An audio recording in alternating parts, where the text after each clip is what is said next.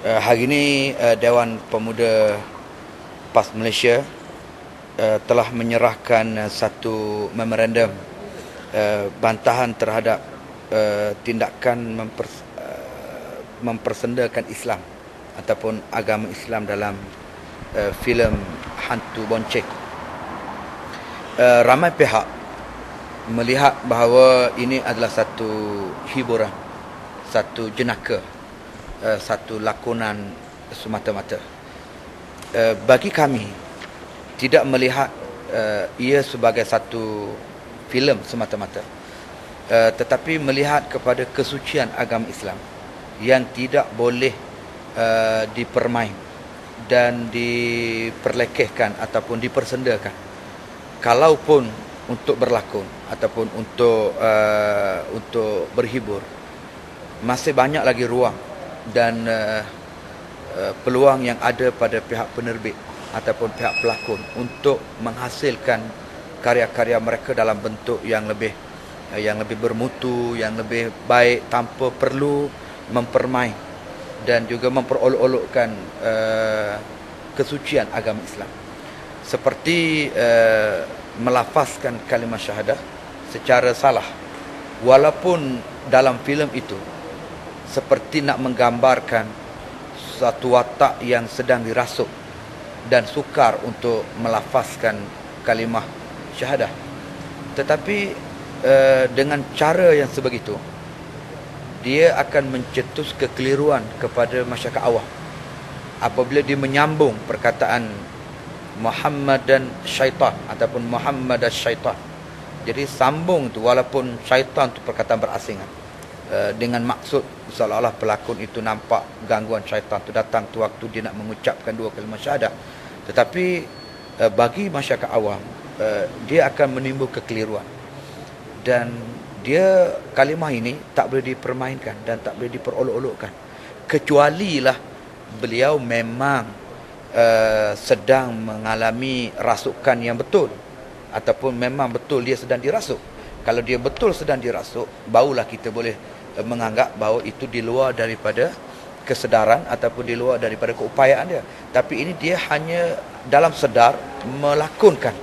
Jadi melakonkan, mempermain kalimah yang seperti itu salah. Dia mesti mengucap dengan betul sebab dia sedar. Dia bukan orang yang dirasuk sebenarnya, dia hanya melakonkan. So dia mesti menyebutnya dengan betul. Kalaupun dia dalam bentuk nak mendidik, dia mesti sebut selepas itu bahawa apa yang disebut itu salah. Yang betulnya ialah Muhammadar Rasulullah. Dia mesti betulkan. Tapi dalam filem itu hanya terhenti setakat Muhammadar Syaitan. Kemudian tak ada pembetulan selepas daripada itu dalam babak-babak yang lain. Jadi ini adalah satu contoh kekeliruan yang timbul.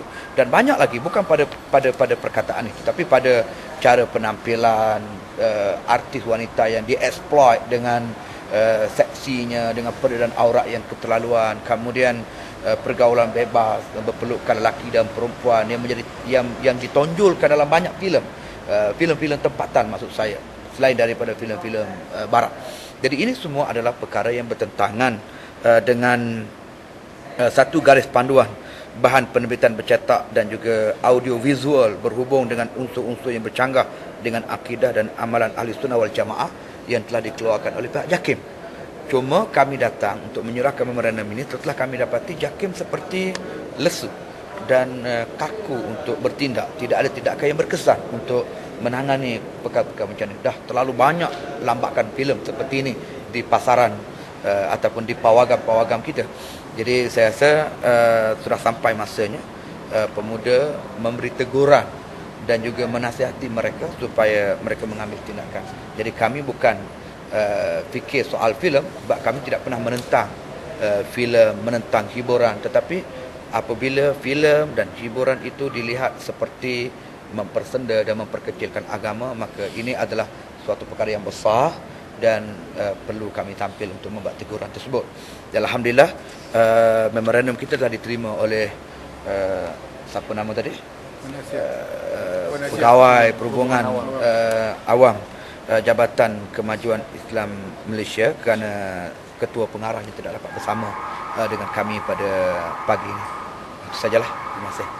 Ustaz, pengarah dengan pelakon dah minta maaf kepada Setakat ni yang kami dapat maklumat hanya pelakon Razizan tu minta maaf, dan saya telah mengeluarkan satu kenyataan bahawa Dewan Pemuda PAS Malaysia mengucapkan tahniah kepada saudara Zizan Raja Lawak ini, artis Raja Lawak ini, kerana keberanian dan kesediaan dia untuk memohon maaf, dan kita harap dia belajar daripada kesilapan itu dan dicontohi oleh artis-artis yang lain supaya ianya tidak berulang pada kali yang kedua dan di masa-masa yang akan datang.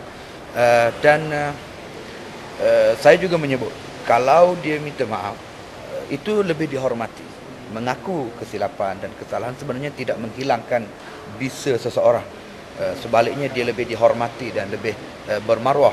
Jadi saya ucapkan tahniah selaku Ketua Dewan Pemuda mewakili rakan-rakan, ucap tahniah di atas keberanian dan kesediaan beliau untuk minta maaf, dan kita mengharapkan selepas ini tidak berulang, dan filem ini perlu ditapis semula dan diedit semula untuk kekal menjadi tontonan awam, sebab dia sungguh mengelirukan.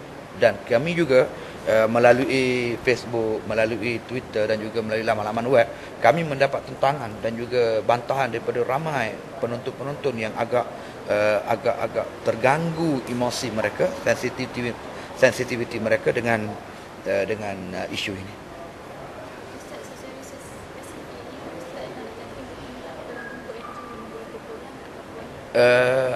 Tindakan berkesan yang saya maksudkan itu ialah sehingga pihak berkuasa agama dapat menentukan bentuk-bentuk filem yang nak dihasilkan tidak lagi ada unsur-unsur yang bercanggah dengan garis panduan yang dikeluarkan. Maknanya kalau perlu JAKIM bertindak untuk menasihati, nasihatilah. Kalau perlu editlah. Kalau perlu ambil tindakan undang-undang, itu terserah kepada pihak JAKIM, kerana mereka adalah pihak berkuasa agama dalam negara kita. Kalau JAKIM pun tidak ada kuasa untuk bertindak di atas perkara yang bercanggah dengan agama, siapa lagi yang nak ambil tindakan terhadap perlecehan syariah dalam negara kita.